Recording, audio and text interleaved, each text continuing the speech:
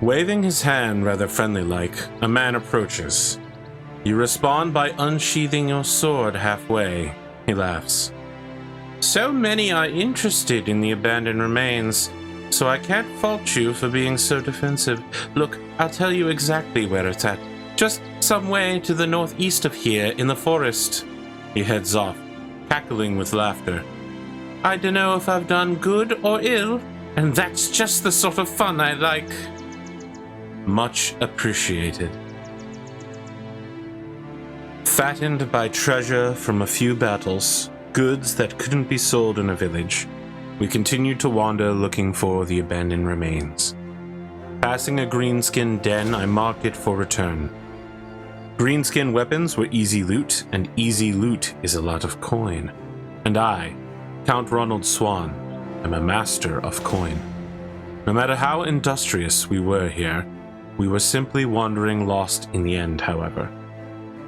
The cost of payment for services was exceeded by the payment of salary of my men, food, weapon, and armor upkeep. Abandoned Remains comes into view, and it's immediately reborn upon your map to the best of your illustrative capabilities. Burkhard asks if that's all there is to do. You nod. A rough go or an easy one, Esgir the Elder will be waiting to pay you all the same. Time to head back. Or was it? Outnumbered, hated, hunted, insane. These orcs would bear the yoke of our burdens, for we were in need of their goods and possessed the means by which we might liberate them. Simple tactics at hand once again. A line held, surround, and smite.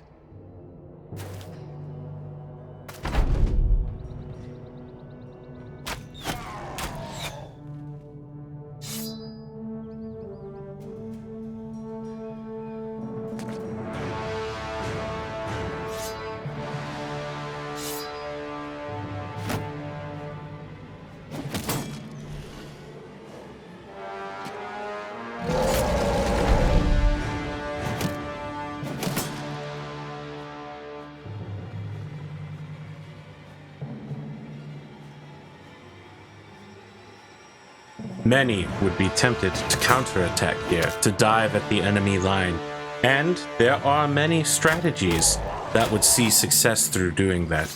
But with our frail, hardly trained men, that would be a mistake. Spears over shields, shields overlapping, we would hold this line and we would not take the bait. Not yet.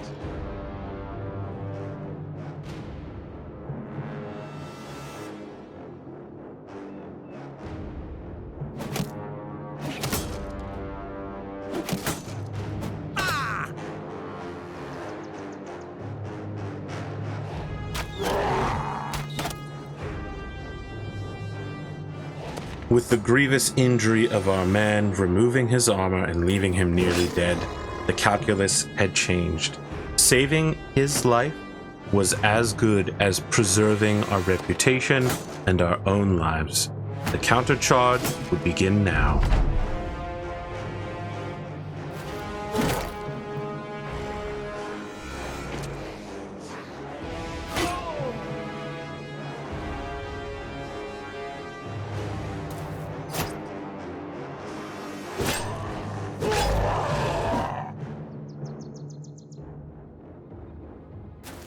Orcs were very easy to hit, with feeble armor here, basically wearing only their own skins.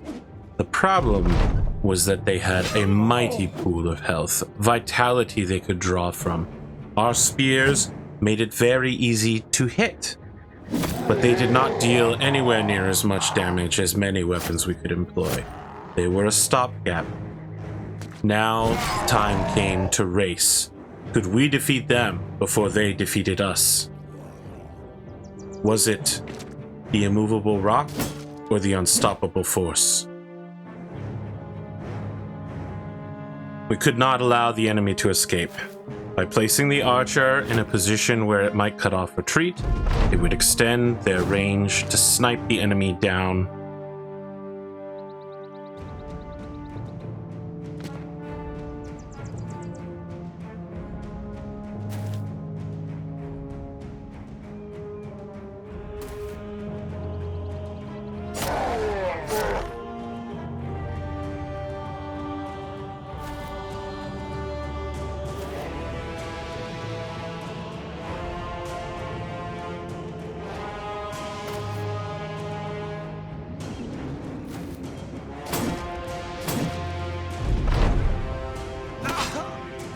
Ferdinand suffered a crippling counterattack.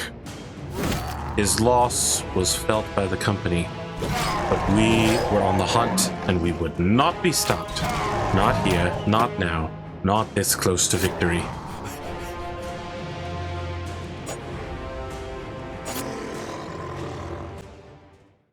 Ferdinand's injuries had left him unable to continue in this career, no matter what loot we gained, and gain we did. And no matter what brothers stood by his side, and stand they still did, he would find no way to raise shields by their side again. It was time to dismiss him honorably, taking his arms and armor, and sending him home with severance pay. I am not heartless. My word is bond, and I always pay my debts. You come to Esgir the Elder's room, a fresh map in hand. He takes it from you and looks it over. Well then, I'd mind to think this was a spot too easy, but an agreement is an agreement. He hands you a satchel weighed with precisely what is owed. You gain 300 crowns. Crowns well deserved. Esgir the Elder welcomes you, waving you in. Very well. Now that you're here, would you please shut the door behind you? One of the man's guards pokes his head around the corner. You smile as you slowly shut him out.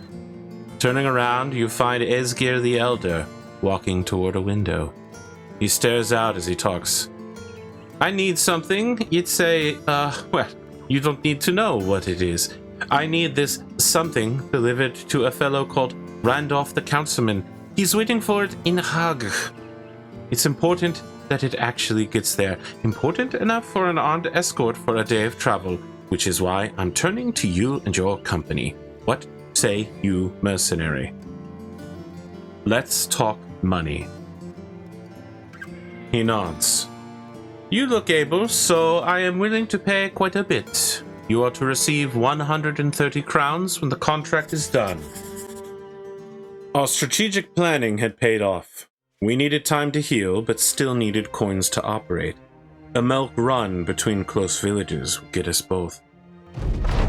Randolph the Councilman's waiting for you as you enter the town. He hurriedly takes the cargo off your hands. Oh, I did not think it would get here. His grubby fingers dance along the chest carrying the cargo.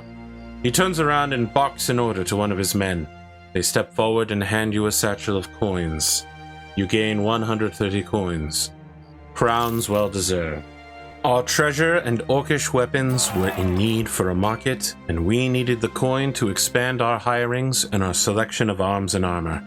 Nearby, there is the harbor town of Tiefenstadt. We might gain a hefty price for our goods there. But equally viable was the citadel of Oddfist. While we might get better prices, it was uncertain. What was certain is that the finest weapons and armor might be acquired there. Two choices, two outcomes, but doing both cost time. And time is opportunity. We still have an orc village or two to raid, a schedule to keep, and our reputation among the trio of villages to raise for our ambition. What would we do? Where would we go? I hope you find out next time in our tale. See you soon.